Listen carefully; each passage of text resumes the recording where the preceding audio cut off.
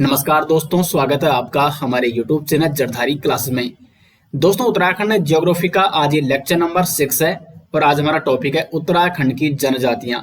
उत्तराखंड की जनजातियों में आज हम डिस्कस करेंगे जौनसारी जनजाति के बारे में और थारू जनजाति के बारे में। जौनसारी और थारू जनजाति की सामाजिक व्यवस्था, विवाह प्रथाएं किस किस प्रकार की यहाँ पाई जाती है, राजनीतिक व्यवस्था, त्योहार, नृत्य, वेशभूषा और अन्य सभी इंपॉर्टेंट फैक्ट जो कि एग्जाम की दृष्टि से इंपॉर्टेंट है, वो सभी हम डिटेल्स में समझने का प्रयास करेंगे। और यदि आपको इस टॉपिक के डिटेल्स नोट्स या उत्तराखंड जियोग्राफी के कंप्लीट नोट्स चाहिए तो लिंक आपको मिल जाएगा वीडियो के डिस्क्रिप्शन में। तो शुरू करते हैं दोस्तों आज का लेक्चर। जौनसारी जनजाति उत्तराखंड की एक प्रसिद्ध जनजाति है और इनकी उत्पत्ति मानी जाती है इंडो आर्यन परिवार से। जौनसारी जनजाति की उत्पत्ति मानी जाती है इंडो आर्यन परिवार से। ऐसा भी मान्यता है कि जौनसारी जनजाति के लोग अपने को पांडवों का वंशज मानते हैं। पांडवों के वंशज कौन सी जनजाति है उत्तराखंड में? तो वो है जौनसारी जनजाति। ये अपने को क्या मानते हैं? पांडवों का वंशज मानते हैं। अगर हम इनके निवास स्थान की बात करें तो दून व भाबर क्षेत्र में इनका प्रमुख निवास स्थान है, जिसमें दून का चक्राता, कालसी लाखा और टिहरी का जौनपुर क्षेत्र और उत्तरकाशी का परग नेकान क्षेत्र आते हैं। इन क्षेत्रों में जौनसारी जनजाति का निवास स्थान है। अगर हम इसमें बात करें देहरादून का जो कालसी क्षेत्र हो गया, चक्राता और त्यूनी, ये इनके प्रमुख निवास स्थल है। और इन क्षेत्रों को क्या कहा जाता है? जौनसार बाबर क्षेत्र कहा जाता है। तो जौनसार बाबर क्षेत्र ये जौनसारी जनजाति का प्रमुख निवास स्थान है, जिसमें 95% जो जौनसारी जनजाति की आबादी है ये कहाँ पाई जाती है? देहरादून जनपद में पाई जाती है। उत्तराखंड की जो जौनसारी जनजाति इसमें 95% आबादी कहाँ पाई जाती है? देहरादून जनपद में पाई जाती है, देहरादून जनपद में निवास करती है। अगर हम इनकी भाषा की बात करें तो इनकी मुख्य भाषा है जौनसारी, लेकिन जो जौनसार बाबर क्षेत्र है वहां पर इनकी भाषा को बाबरी भाषा भी बोला जाता है। तो बाबरी भाषा किसके द्वारा बोली जाती है? जौनसारी जनजाति के द्वारा। जौनसार बाबर क्षेत्र में रहने वाली जो जौनसार जनजाति है यहाँ पर ये बाबरी भाषा बोलते हैं। इनकी जो मुख्य भाषा है वो है जौनसारी। अब हम इनके अगर वेशभूषा और पहनावे की बात करें, जहां से मोस्टली इंपॉर्टेंट क्वेश्चन एग्जाम में पूछे जाते हैं, तो जो पुरुष होते हैं जौनसारी जनजाति के पुरुष सर्दियों में ऊनी कोट, ऊनी पजामा जिसे झगोली कहा जाता है और ऊनी टोपी जिसे डिगुबा कहा जाता है। अब देखो इस तरह के शब्द आपको नोट करने हैं, ये इंपॉर्टेंट है। प्रश्न इस प्रकार से अब एग्जाम में पूछे जा रहे हैं कि डिगुबा क्या है, तो उसमें आपको एक ऑप्शन दिया जाएगा ऊनी टोपी। और ये डिगुबा जो ऊनी टोपी ये कौन सी जनजाति के पुरुष पहनते हैं? जौनसारी जनजाति के पुरुष। गर्मियों में जौनसारी जनजाति के पुरुष कोट, सूती टोपी और पजामा पहनते हैं। अगर हम महिलाओं की बात करें तो जौनसारी जनजाति की जो महिलाओं के वेशभूषा है, पहनावा है, तो गर्मियों में ये कुर्ती पजामा जिसे झगा कहते हैं, सूती घाघरा व चोली जिसे चोल्टी कहते हैं, और सर्दियों में ये ऊनी घाघरा, कुर्ता और एक बड़ा रुमाल जिसे ढांट कहा जाता है। ये भी इंपॉर्टेंट है। प्रश्न बन सकता है एग्जाम में कि ढांट क्या है, ढांट शब्द क्या है? तो ढांट क्या है? एक बड़ा रुमाल है। और इस ढांट जो एक बड़ा रुमाल है इसका प्रयोग करती हैं जौनसारी जनजाति की महिलाएं हैं। तो एक बड़ा रुमाल है ढांट। अगर हम इनके आवास की बात करें तो इनके जो आवास होते हैं लकड़ी और पत्थर के बने होते हैं। अब तो काफी परिवर्तन हो रहा है, कई जगह पक्के मकान भी देखने को मिल रहे हैं, लेकिन एक समय पहले अगर हम देखें तो जौनसारी जनजाति के जो लोगों के जो आवास हुआ करते थे वो अधिकांशतः लकड़ी और पत्थर के बने होते थे। अगर हम आगे बात करें इनकी उपजातियों की, तो जौनसारी जनजाति 3 उपजातियों में बटी हुई है। 3 उपजातियां आती हैं जौनसारी जनजाति के अंतर्गत: खसास, हरिजन खसास और कारीगर। खसास में कौन कौन से लोग आते हैं? ब्राह्मण और राजपूत। जौनसारी जनजाति में जो ब्राह्मण और राजपूत होते हैं वो खसास के अंतर्गत आते हैं। हरिजन खसास में आते हैं कोली, मोची, कोल्टा। कोली, मोची, कोल्टा ये आते हैं हरिजन खसास के अंतर्गत। इन्हें हरिजन भी कहा जाता है, हरिजन खसास कहा जाता है, कोली, मोची और कोल्टा। कारीगर के अंतर्गत आते हैं जैसे लोहार, जो कारीगर वाला काम करते हैं, लोहार, सोनार, बढ़ई, बागजी। तो इस प्रकार 3 भागों में यहाँ पे 3 उपजातियां हैं जौनसारी जनजाति के अंतर्गत। सामाजिक व्यवस्था की बात करें तो जौनसारी जनजाति की जो सामाजिक व्यवस्था है इसमें पितृसत्तात्मक संयुक्त परिवार प्रथा देखने को मिलती है। पितृसत्तात्मक यानी घर का जो मुखिया होता है वो कौन होता है? पुरुष होता है। घर का जो सबसे बड़ा पुरुष होता है वो घर का मुखिया होता है। तो इसलिए यहाँ पे पितृसत्तात्मक संयुक्त परिवार यानी एक साथ रहने की यहाँ पे भी प्रथा है। तो पितृसत्तात्मक संयुक्त परिवार प्रथा देखने को मिलती है। इस प्रकार इनकी यह सामाजिक व्यवस्था है। अब हम इनका सबसे इंपॉर्टेंट जहां से एग्जाम में डायरेक्ट प्रश्न पूछे जाते हैं, विवाह प्रथा। विवाह प्रथा के बारे में जानते ही मोस्ट इंपोर्टेंट दोस्तों, यहां से अक्सर एग्जाम में जौनसारी जनजाति के बारे में क्वेश्चन पूछ लिए जाते हैं। तो विवाह प्रथा की बात करें तो विवाह पूर्व लड़की को कहा जाता है ध्यांति। देखो, जब तक लड़की का जौनसारी जनजाति में जब तक लड़की का विवाह नहीं हुआ है तो विवाह के पूर्व लड़के को क्या कहा जाता है? ध्यांति कहा जाता है। जबकि विवाह उपरांत लड़की को कहा जाता है रेयांती। यानी जब लड़की का विवाह हो जाता है तो विवाह के उपरांत लड़की को कहा जाता है रेयांती। तो ध्यांति क्या है? विवाह के पूर्व लड़की को ध्यांति कहा जाता है। रेयांती क्या है? तो जौनसारी जनजाति में विवाह के उपरांत लड़की को रेयांती कहा जाता है। अब हम इनकी विवाह प्रथा की बात करें अगर, तो इनमें पहले बहुपति विवाह प्रथा प्रचलित थी। बहुपति विवाह प्रथा, जैसे मैंने आपको शुरुआत में बताया था कि जौनसारी जनजाति के जो लोग हैं ये अपने को पांडवों का वंशज मानते हैं। और पांडव में आप देखेंगे कि तो द्रौपदी के 5 पति थे, यानी द्रौपदी के 5 पति थे, यानी पांडव में बहुपति विवाह प्रथा का प्रचलन था। और उसी का अनुकरण करते, क्योंकि अपने को पांडवों का वंशज मानते हैं, तो जौनसारी जनजाति में भी पहले बहुपति विवाह प्रथा का प्रचलन था, लेकिन अब ये धीरे धीरे क्या हो चुका है? समाप्त हो चुकी है। वर्तमान में इनमें 3 मुख्य प्रकार की विवाह प्रथा देखने को मिलती है, बेवाकी, बोईदोदिकी और बाजदिया।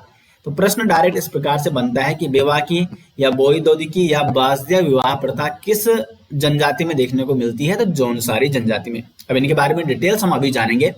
और यहाँ पे दोस्तों मैं डिटेल्स में आपको बता रहा हूँ ताकि एग्जाम के व्यू पॉइंट से जो भी इंपॉर्टेंट टॉपिक हो, जहां से भी प्रश्न बनने की संभावना हो, वो आपका कवर हो सके। और इसका डिटेल्स पीडीएफ यदि आपको चाहिए तो लिंक आपको मिल जाएगा वीडियो के डिस्क्रिप्शन में, जहां पर आपको इसके डिटेल्स नोट्स देखने को मिल जाएंगे। तो बेवाकी जो विवाह प्रथा है ये सबसे साधारण विवाह प्रथा है। ये क्या है? साधारण विवाह प्रथा है। बोईदोदी की बात करें तो इसमें सगे संबंधी तथा परिचितों को आमंत्रित किया जाता है, केवल जो नजदीकी संबंधी होते हैं। देखो, बेवाकी एक साधारण विवाह प्रथा है। बोईदोदी में क्या होता है? जो सगे संबंधी होते हैं, जो नजदीकी संबंधी होते हैं, परिचित होते हैं, उन्हें आमंत्रित किया जाता है। जबकि जो बाजदिया विवाह प्रथा है ये सबसे शान शौकत का विवाह है। तो जौनसारी जनजाति में सबसे शान शौकत का विवाह कौन सा होता है? तो ये होता है आपका बाजदिया। और जब से जो कि सबसे साधारण विवाह प्रथा है वो है बेवाकी। तो बाजदिया सबसे शान शौकत का विवाह है। इसमें गाजे बाजे के साथ यहाँ पे यह होता है, विवाह होता है, पूरी शान शौकत के साथ ये विवाह संपन्न कराया जाता है। और यह है बाजदिया विवाह, जो कि सबसे शान शौकत का विवाह है जौनसारी जनजाति में। तो उम्मीद करता है यहाँ तक आप समझ गए होंगे। इसका आप स्क्रीनशॉट भी ले सकते हैं, लेकिन मैंने जैसे कि आपको बता दिया है, यदि आपको इसके डिटेल्स नोट्स चाहिए तो लिंक आपको मिल जाएगा वीडियो के डिस्क्रिप्शन में। वहां पर ये सारी चीजें आपको डिटेल्स में देखने को मिल जाएंगी। और उन नोट्स को दोस्तों आप एक बार जरूर डाउनलोड कर लें, जरूर इन नोट्स को लें, क्योंकि एक बार जब आप वीडियो लेक्चर देख लेंगे और वीडियो लेक्चर देखने के बाद यदि आप नोट्स देखेंगे, पीडीएफ देखेंगे, तो उसमें सारी चीजें डिटेल्स में है, आपके दिमाग में वो पूरी तरीके से छप जाएगी। अगर आप वीडियो लेक्चर देखने के तुरंत बाद नोट्स से एक बार स्टडी करते हैं तो 1-2 बार स्टडी करने से आपके दिमाग में सारी चीजें क्लियर हो जाएंगी। अब हम आगे बात करें जौनसारी जनजाति के प्रमुख त्योहारों की बारे में। तो सबसे पहला त्योहार जो इनका आता है वो है दशहरा। दशहरा को ये पंचाई या पांचों या पांता भी कहते हैं। अब देखो प्रश्न क्या बनता है, मैंने बोला ना आपको कि आपको यहाँ पे शब्द पे ध्यान देना है। तो प्रश्न ये आएगा, जैसे पांता क्या है या पंचाई को, दशहरे को पंचाई के रूप में कौन सी जनजाति मनाती है? तो वो है जौनसारी जनजाति।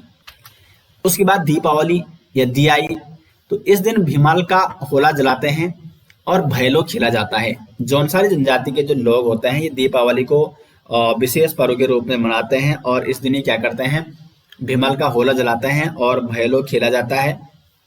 दीपावली के दूसरे दिन हरियाली के गीत भी गाए जाते हैं। इस दिन को भिरुड़ी कहते हैं। तो भिरुड़ी क्या है, दीपावली का जो दूसरा दिन होता है, जौनसारी जनजाति दीपावली के दूसरे दिन को भिरुड़ी के रूप में मनाते हैं। इस अवसर पर पुरुष पत्तेबाजी नृत्य भी करते हैं।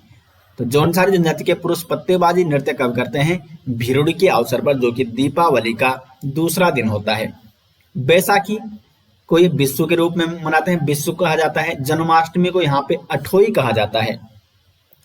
नुनाई यह सावन माह में मुख्यतः उन स्थानों में मनाया जाता है जहां भेड़ पालन का कार्य किया जाता है। इस दिन दोस्तों भेड़ों से ऊन निकालने का कार्य भी प्रारंभ किया जाता है। भेड़ों से ऊन निकालना, तो जौनसारी जनजाति के लोग भेड़ों से ऊन कब निकालते हैं, तो नुनाई जो इनका एक मुख्य त्योहार होता है, इस अवसर पर ये भेड़ों से ऊन निकालना भी प्रारंभ करते हैं। जागड़ा यह महासु देवता का एक प्रमुख त्योहार है। तो ये भी इंपॉर्टेंट है, एग्जाम में डायरेक्ट क्वेश्चन बनता है कि जागड़ा क्या है या जागड़ा किस जनजाति का एक प्रमुख त्योहार है। तो ये है जौनसारी जनजाति का प्रमुख त्योहार है। इनके जो प्रमुख देवता है महासु देवता, इनका प्रमुख त्योहार है जागड़ा। और माघ त्योहार भी जौनसारी जनजाति का एक प्रमुख त्योहार है। तो ये मैंने आपको जौनसारी जनजाति के जो सभी प्रमुख त्योहार है इनके बारे में बता दिया है। आगे बात करें तो जौनसारी जनजाति के अगर हम धर्म की बात करें तो हिंदू धर्म को मानते हैं। अधिकांश जो जौनसारी जनजाति के लोग हैं ये हिंदू धर्म को मानते हैं। देखो ये पांडवों के वंशज खुद को मानते हैं और पांडव हिंदू धर्म, तो जौनसारी जनजाति के लोग भी हिंदू धर्म को मानते हैं। प्रमुख तीर्थ स्थलों की बात करें तो हनोल इनका एक प्रमुख तीर्थ स्थल है। और देवी देवता कौन से हैं इनके प्रमुख, तो महाशिव जिन्हें कहा जाता है, ऐसा माना जाता है कि महासु देवता ये महाशिव ही है। बोठा, पवासी और चोलदा ये इनके प्रमुख देवी देवता हैं। तो महासु किनके प्रमुख देवता हैं, तो जौनसारी जनजाति के। हनोल किनका प्रमुख तीर्थ स्थल है, तो जौनसारी जनजाति का। उसके बाद अगर बात करें इनके जो मंदिर होते हैं वो बने होते हैं लकड़ी और पत्थर के। प्रमुख मेले की बात करें तो चोलीताथ मेला एक प्रसिद्ध मेला है और ये लगता है 3 मई को। वीर केसरी चंद जो एक जौनसारी जनजाति के एक प्रसिद्ध व्यक्ति वीर केसरी चंद के बलिदान दिवस पर मनाया जाता है चोलीताथ मेला। अभी वीर केसरी चंद के बारे में आगे आपको इसी वीडियो में डिटेल से मैं बताने वाला हूं। तो चोलीताथ मेला कब लगता है, 3 मई को। वीर केसरी चंद के बलिदान दिवस के रूप में ये चोलीताथ मेला लगता है, इनको याद यहाँ पे किया जाता है। उसके बाद बिस्सू मेला, इसमें ठोटा युद्ध या धनुष बाणों का युद्ध भी देखने को मिलता है। और ये मेला जो बिस्सू मेला है ये प्रतिवर्ष उत्तरकाशी के भूटानो, टिकोची, किरोली और देहरादून के चक्राता जौनसार भाबर क्षेत्र में आयोजित किया जाता है। प्रतिवर्ष ये बिस्सू मेला विषुवत संक्रांति को देखने को मिलता है, इसलिए इसको बिस्सू कहा जाता है। तो कब लगता है, ये लगता है आपका विषुवत संक्रांति को बिस्सू मेला आयोजित किया जाता है, इसलिए इसे बिस्सू मेला भी कहा जाता है। और इस युद्ध में प्रसिद्ध है ठोटा युद्ध, यानी धनुष बाणों का युद्ध इसमें खेला जाता है। ठोटा युद्ध में भाग लेने वाले जो प्रतिभागी होते हैं उन्हें ठोटेरी भी कहा जाता है।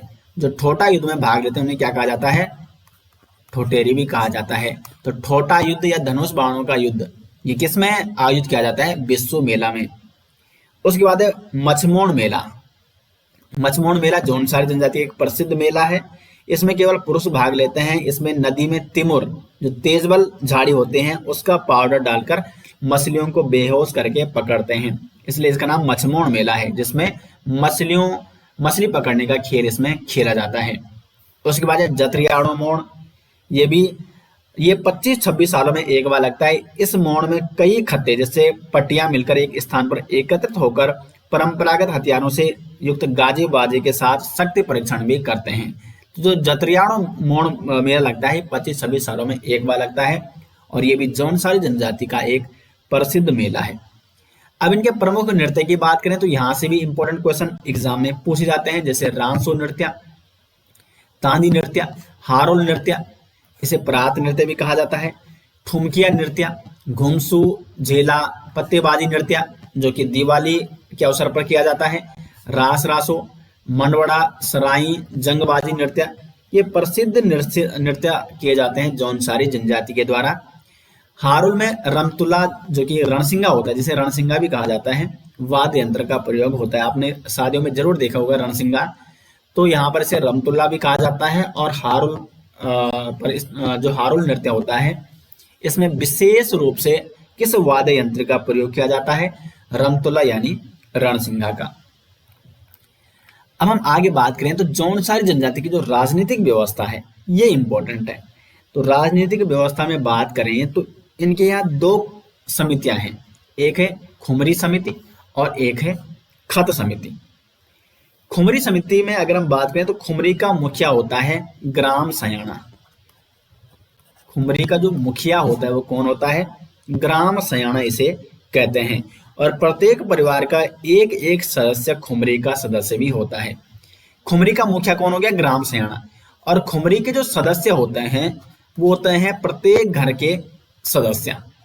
प्रत्येक घर का एक एक सदस्य खुमरी समिति का भी सदस्य होगा, लेकिन खुमरी समिति का जो मुखिया होगा वो ग्राम सयाना होगा। और गांव के जो व्यक्तिगत विवादों का निपटारा किया जाता है वो खुमरी समिति के द्वारा ही किया जाता है, क्योंकि ये प्रत्येक गांव में एक समिति होती है, खुमरी समिति। खत समिति की बात करें तो खत खुमरी से थोड़ा ऊपर लेवल की समिति होती है। खुमरी समिति ये ग्रामीण स्तर की होती है,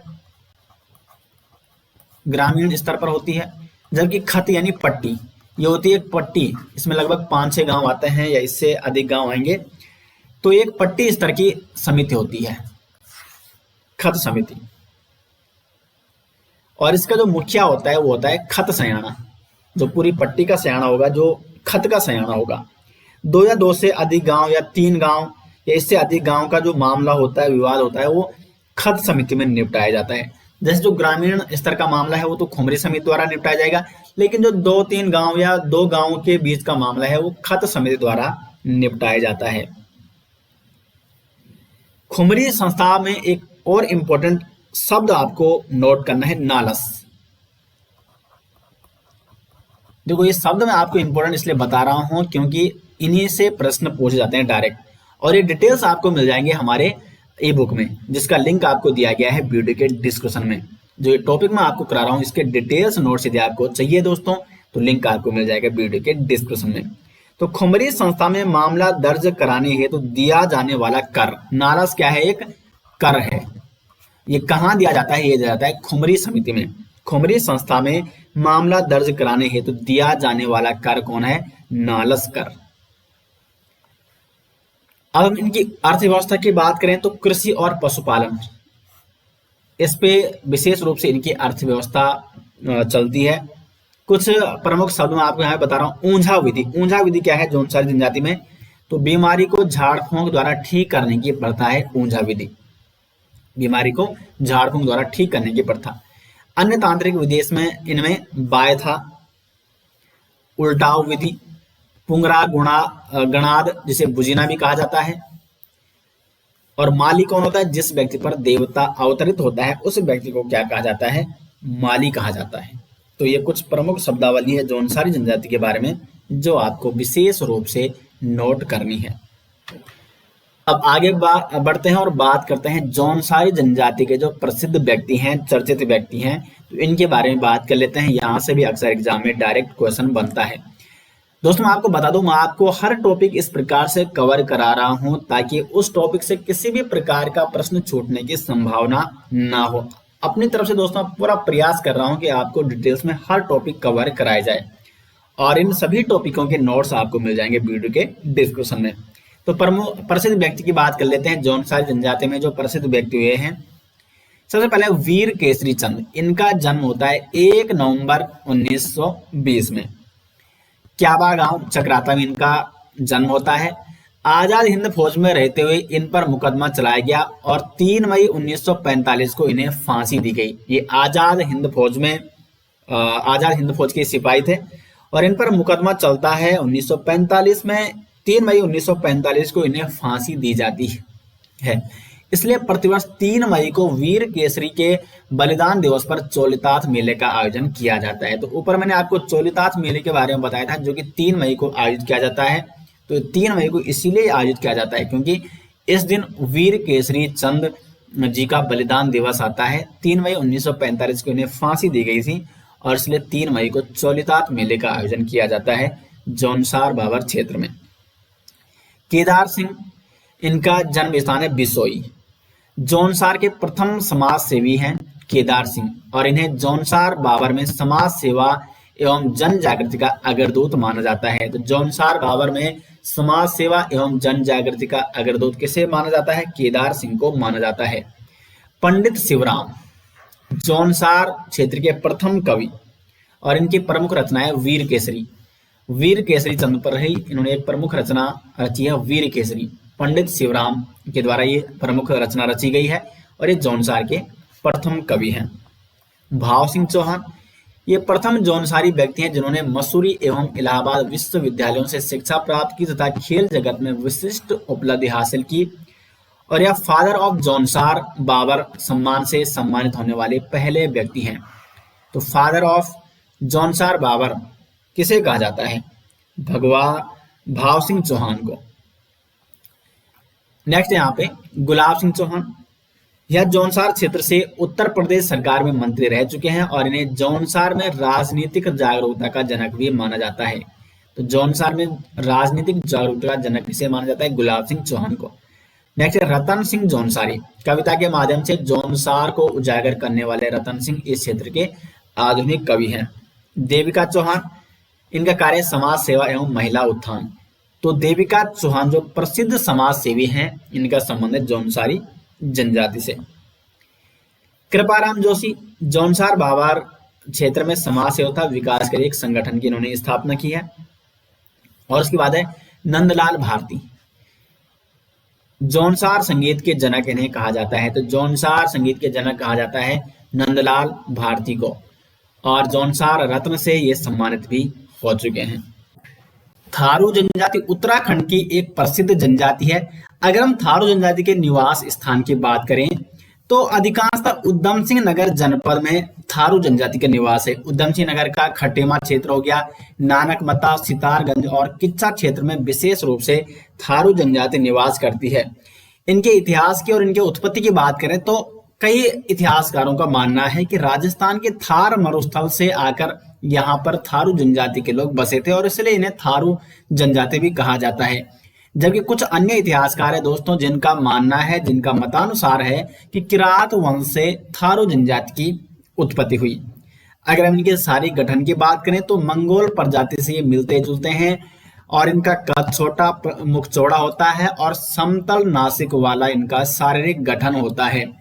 और इनकी भाषा ये मिश्रित पहाड़ी भाषा बोलते हैं। अवधी और नेपाली ये भी इनकी भाषा में देखने को मिलती है। तो मिश्रित पहाड़ी भाषा का इनकी भाषा में प्रभाव देखने को मिलता है। आवास की बात करें तो इनके मकान लकड़ी, पत्तों व नरकुल के बने होते हैं और दीवारों पर चित्रकारी होती है। तो प्रश्न कई बार डायरेक्ट एग्जाम में पूछा जाता है कि उत्तराखंड की किस जनजाति के लोग अपने मकानों की दीवारों पर चित्रकारी करते हैं? तो थारू जनजाति के लोग। इनके भोजन की बात करें तो मुख्य जो इनका भोजन है वो है चावल एवं मछली का प्रयोग ये भोजन के रूप में करते हैं और मदिरा इनका प्रमुख पेय पदार्थ है। विशेष पर्व जो इनके यहाँ होते हैं, उत्सव होते हैं, वहां पर ये चावल की शराब का सेवन भी करते हैं और चावल निर्मित शराब जो होती है उसे जाड़ कहा जाता है। तो ये इंपॉर्टेंट शब्द है यहाँ पे। थारू जनजाति में जाड़ शब्द क्या है? तो जाड़ है चावल निर्मित शराब, जिसका प्रयोग ये विशेष पर्वों एवं उत्सवों पर चावल की शराब का ये सेवन करते हैं और चावल की शराब को क्या कहते हैं? जाड़ कहा जाता है। आगे बात करेंगे इनकी वेशभूषा पर, इनकी सामाजिक व्यवस्था पर और इनकी विवाह रस्म पर। तो सबसे पहले इनकी वेशभूषा की बात करें तो थारू जनजाति के जो पुरुष होते हैं वो धोती, अंगा, कुर्ता, टोपी और साफा इनका क्या है? परिधान है, इनका पहनावा है। जबकि थारू जनजाति की जो महिलाएं होती हैं ये लहंगा, चोली, काली ओढ़नी, बुटेदार कुर्ता आदि इनके प्रमुख वेशभूषा है महिलाओं की। साथ में ये देखने को मिला है कि थारू जनजाति के जो पुरुष और महिलाएं होती हैं ये शरीर पर गुदना गुदवाते हैं। तो कौन सी जनजाति के पुरुष और महिलाएं शरीर पर गुदना गुदवाते हैं? तो थारू जनजाति के पुरुष और महिलाएं शरीर पर गुदना गुदवाते हैं। अगर हम इनकी सामाजिक व्यवस्था की बात करें तो इम्पोर्टेंट है, क्योंकि इनमें जो सामाजिक व्यवस्था देखने को मिलती है वो होती है मातृ सत्तात्मक संयुक्त परिवार। संयुक्त परिवार और एकाकी परिवार की प्रथा है यहाँ पे, यानी एक बड़ा परिवार होता है, एकाकी परिवार होता है, संयुक्त रूप से परिवार रहता है, लेकिन यहाँ पर क्या है, मातृ सत्तात्मक संयुक्त परिवार प्रथा है, यानी घर का जो मुखिया होती है वो स्त्री होती है। महिलाओं को पुरुषों की अपेक्षा उच्च स्थान प्राप्त होता है थारू जनजाति में। और परिवार का जो मुखिया होता है उसे क्या कहते हैं, गंधूर। अब यहाँ पे ये शब्द, ये टर्म आपको जरूर याद रखना है कि थारू जनजाति में जो घर का मुखिया होता है उसे क्या कहते हैं, गंधूर कहते हैं। तो गंधूर क्या है थारू जनजाति में, ये होता है घर का मुखिया, घर का जो सबसे बड़ा व्यक्ति होता है, जो मुखिया होता है, उसे थारू जनजाति में गंधूर कहा जाता है। थारू जनजाति की अगर हम सामाजिक व्यवस्था की बात करें तो थारू जनजाति कई गोत्रों में विभाजित होती है। अगर हम थारू जनजाति के गोत्रों की बात करें तो कई गोत्रों में विभाजित होते हैं, और इनमें जो प्रमुख गोत्र हैं वो है जैसे बड़वायक। बड़वायक एक प्रमुख गोत्र है इनका, रावत, महतो, ये भी एक प्रमुख गोत्र है, डहेत। और इनमें जो बड़वायक गोत्र है सबसे उच्च गोत्र माना जाता है। तो थारू जनजाति का सबसे उच्च गोत्र कौन सा है, बड़वायक गोत्र थारू जनजाति का सबसे उच्च गोत्र माना जाता है। इनके गोत्र या घराने को कुरीवी कहते हैं। तो जो गोत्र होता है, जो घराना होता है, इसे क्या कहते हैं, कुरीवी कहा जाता है। तो ये सभी शब्द दोस्तों क्योंकि इंपॉर्टेंट यहीं से एग्जाम में क्वेश्चन पूछे जाते हैं, तो इनके गोत्र या घराने को कुरीवी कहा जाता है। और ये जो मैं आपको डिटेल्स बता रहा हूँ, ये डिटेल्स नोट्स यदि आपको चाहिए तो डिस्क्रिप्शन में, वीडियो के डिस्क्रिप्शन में आपको लिंक दिया गया है, वहां पर आपको हमारी ई बुक मिल जाएगी। इस टॉपिक की डिटेल्स पीडीएफ उसमें दी गई है, तो लिंक दिया गया है वीडियो के डिस्क्रिप्शन में, वहां पर जाके आप सर्च करें और वहां पर आप इसके डिटेल्स नोट्स पा सकते हैं। वीडियो लेक्चर देखने के बाद दोस्तों आपको जरूर एक बार इसके डिटेल्स नोट्स जरूर देखने चाहिए, ताकि जो भी मैं आपको यहाँ पे पढ़ा रहा हूँ वो आपके दिमाग में हमेशा के लिए याद हो। तो वो तभी याद होगा जब आप एक बार यहाँ से देखें, और 2 या 3 बार आपको रिवीजन जरूर करना चाहिए वीडियो लेक्चर देखने के बाद। तो इसलिए डिटेल्स नोट्स आपको दिए गए हैं वीडियो के डिस्क्रिप्शन में।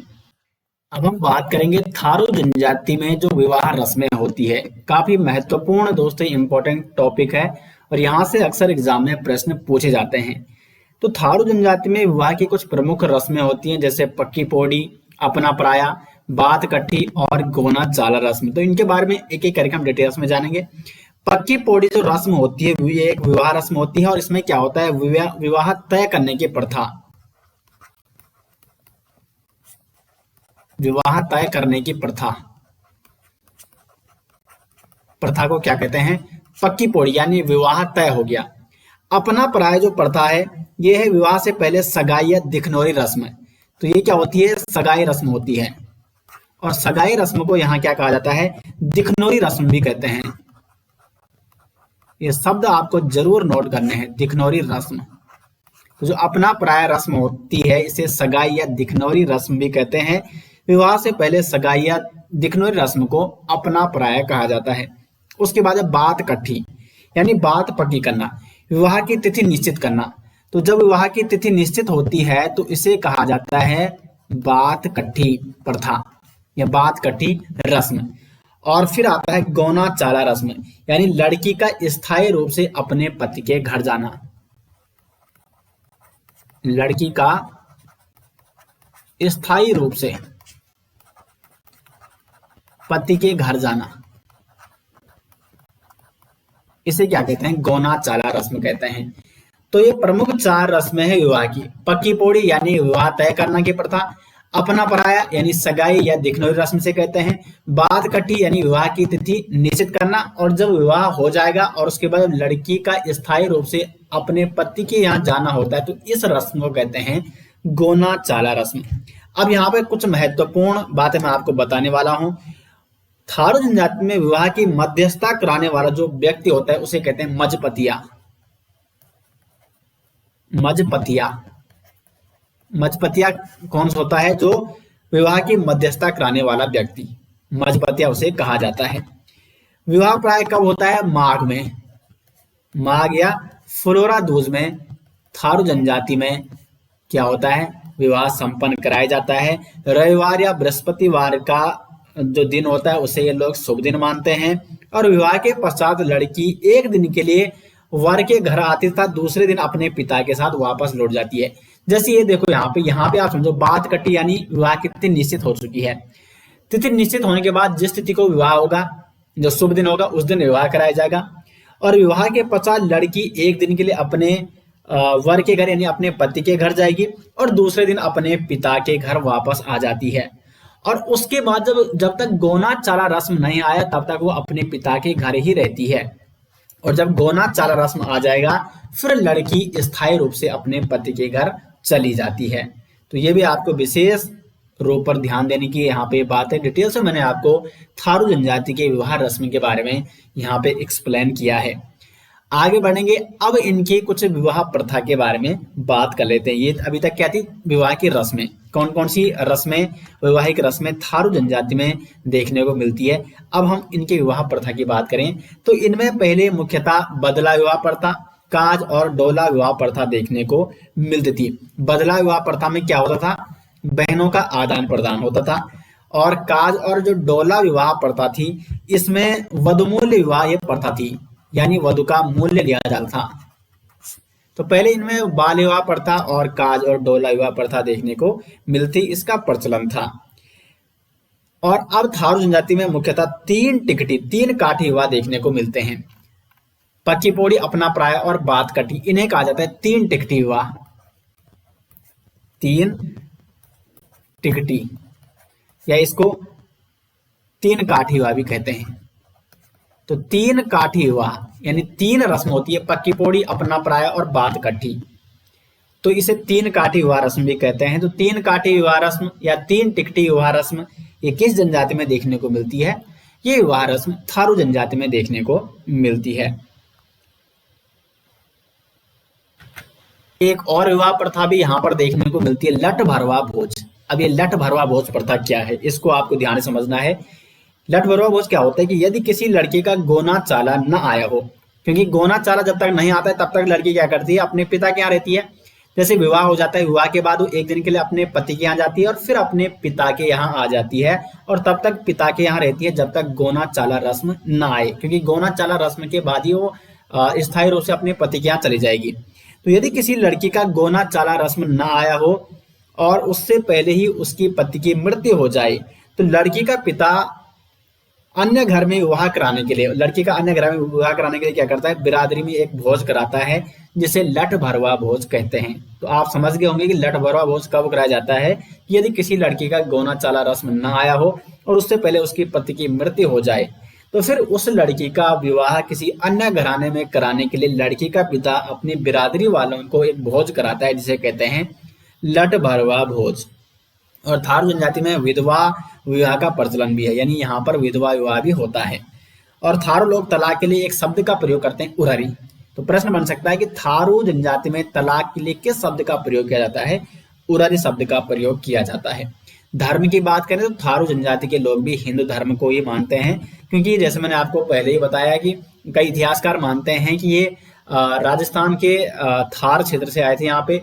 और कुछ इतिहासकार यही मानते हैं कि ये राजस्थान के चित्तौड़गढ़ के सिसोदिया वंश के राजपूत थे। और जब वहां पे मुगलों का आक्रमण हुआ था तो बहुत सारे ऐसे लोग थे जो वहां से आकर यहाँ पर तराई क्षेत्र में बस गए थे। तो इसलिए इनका जो मुख्य धर्म है वो हिंदू धर्म ही, अधिकांश जो थारू जनजाति के लोग हैं हिंदू धर्म को ही मानते हैं। इष्ट देव कौन है इनके? तो थारू समुदाय के जो इष्ट देव है वो पछावन तथा खड़गाभूत, ये इनके प्रमुख इष्ट देव हैं। और अन्य देवता इनके कारोदेव, राकत और कलवा, ये इनके प्रसिद्ध अन्य देवता भी हैं। और घर के सामने भूमिया देवता की पूजा की जाती है थारू जनजाति के लोगों के द्वारा। आगे बात करेंगे थारू जनजाति के जो प्रमुख त्योहारों की। अगर हम बात करें तो बजहर हो गया, होली, दशहरा, माँ की खिचड़ी, ये इनके प्रमुख त्योहार है। और जो बजहर नामक त्योहार है ये इनका एक प्रसिद्ध त्योहार है। जो बजहर त्योहार होता है इस दौरान महिलाएं पीपल या बरगद की पूजा भी करती हैं। तो थारू जनजाति का जो सबसे प्रसिद्ध त्योहार है वो है बजहर, जिसमें महिलाएं पीपल या बरगद की पूजा भी करती हैं। दीपावली को ये शोक पर्व के रूप में मनाते हैं। ये क्वेश्चन भी कई बार एग्जाम में पूछा जाता है कि कौन सी जनजाति उत्तराखंड की ऐसी है जो दीपावली को शोक पर्व के रूप में मनाती है, तो वो है थारू जनजाति। होली फाल्गुन पूर्णिमा में 8 दिनों तक मनाया जाता है, जिसमें स्त्री पुरुष खिचड़ी नृत्य भी करते हैं। और उजली होली व बैठकी होली थारू जनजाति के लोगों द्वारा खेली जाती है। उजली होली और बैठकी होली ये किसके द्वारा खेली जाती है? थारू जनजाति के लोगों द्वारा। नृत्य गीत की बात करें तो झुमड़ा, सेजनी एवं लहचारी इनके प्रमुख नृत्य गीत भी हैं।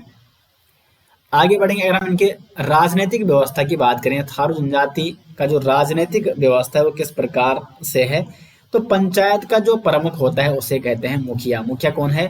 ये है आपका पंचायत का प्रमुख, इसे मुखिया कहा जाता है। मुखिया की सहायता के लिए एक व्यक्ति होता है जिसे बदधर कहते हैं।